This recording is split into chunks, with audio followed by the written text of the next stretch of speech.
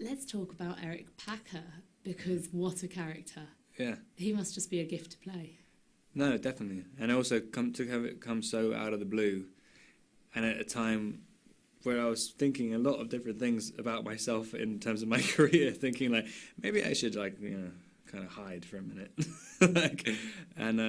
Suddenly I was shooting the last Twilight movie and I had 3 weeks left, and suddenly this comes up to go immediately onto, and I really wanted to do an ensemble thing or something where.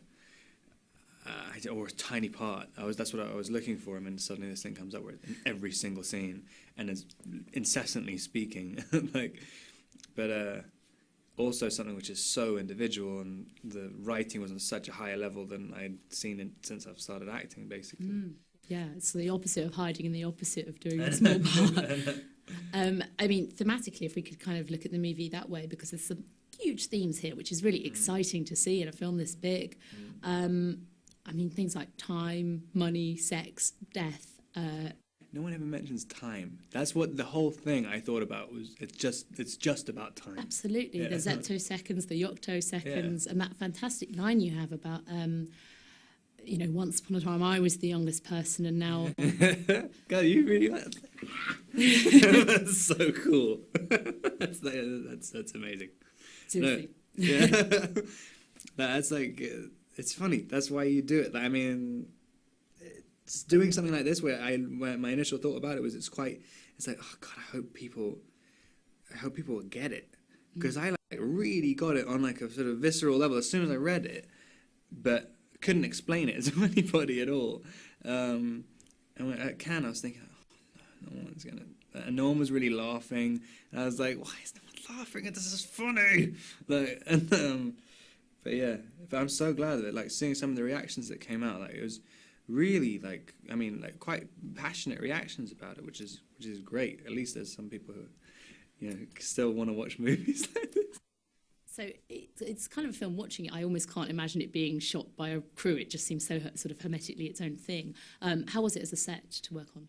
It barely was. Well, yeah, I mean that's one of the weird things. I mean David's whole thing about camera placement, and also.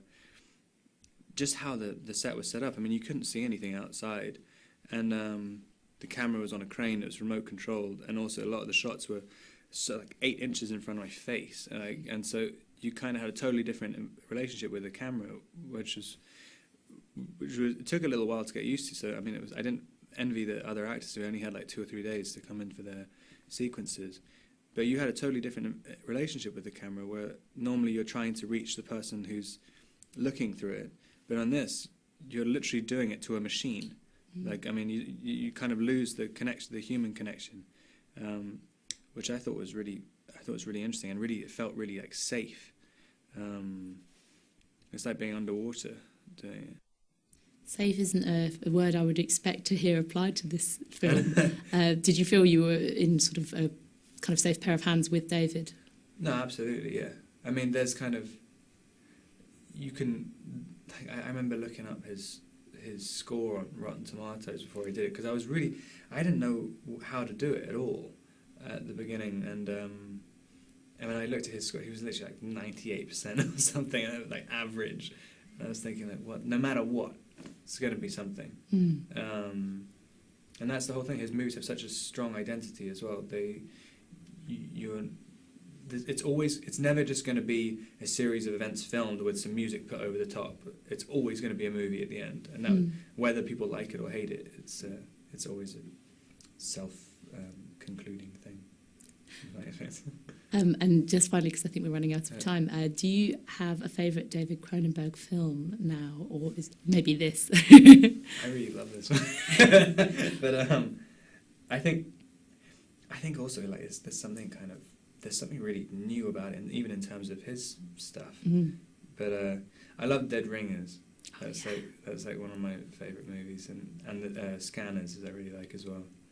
But it's funny, and that's the cool thing about Cronenberg movies as well, because I saw a couple of reviews that said that trying to imply that it's kind of pretentious, and it's if there's one thing that David's almost incapable of making it. I mean, some of his movies are bordering on being a B movie. I mean, he's not a pretentious filmmaker at all. But I don't know. There's something. I think there's something really special about it. I'm so happy I did it, and that people will get it. God, you really. That's so cool.